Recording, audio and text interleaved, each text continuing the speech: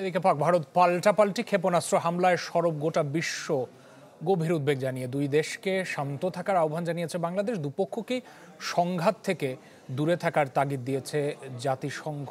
Donald Trump বলেছেন, পাকিস্তানে ভারতের হামলা লজ্জাজনক, তবে ভারতকে সমর্থন জানিয়েছে ইসরায়েল।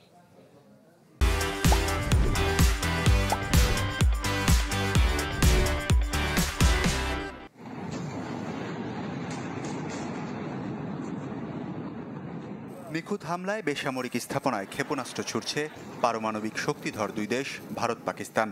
এতে বিশ্বজুড়ে ছড়িয়েছে উদ্বেগ, সতর্ক অবস্থায় পর্যবেক্ষণে প্রতিবেশী দেশগুলো। দুদেশের ক্রমবর্ধমান পরিস্থিতি গভীরভাবে পর্যবেক্ষণ করছে বাংলাদেশ সরকার। পরিস্থিতি আরও খারাপের দিকে যায় এমন কোনো পদক্ষেপ না নেয়ার আহ্বান জানিয়েছে Dhaka.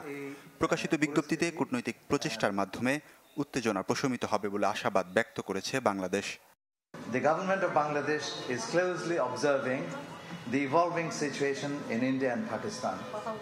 Bangladesh expresses its deep concern over this situation and urges both the countries to remain calm, show restraint, and refrain from taking any steps that could further aggravate the situation.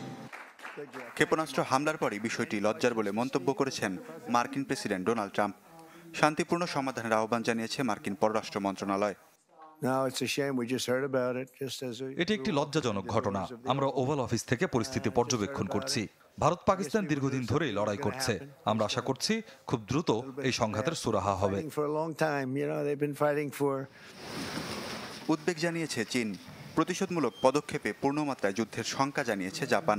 Bharat Pakistan পরিস্থিতি নিয়ে উদ্বেগ জানিয়েছে জাতিসংঘ। দুই দেশের সামরিক সংঘাতের ভার বিশ্ব বহন করতে পারবে না বলে জানান মহাসচিব অ্যান্তোনিও গুতেরেস।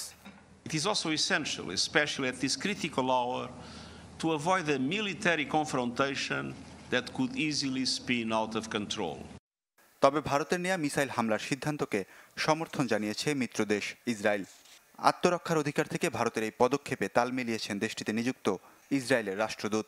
বিপরীতে পাকিস্তানের প্রতি সংহতি জানিয়ে পাশে থাকার বার্তা দিয়েছে তুরস্ক। ওয়ালিউল্লাহ ফারুক, চ্যানেল 24।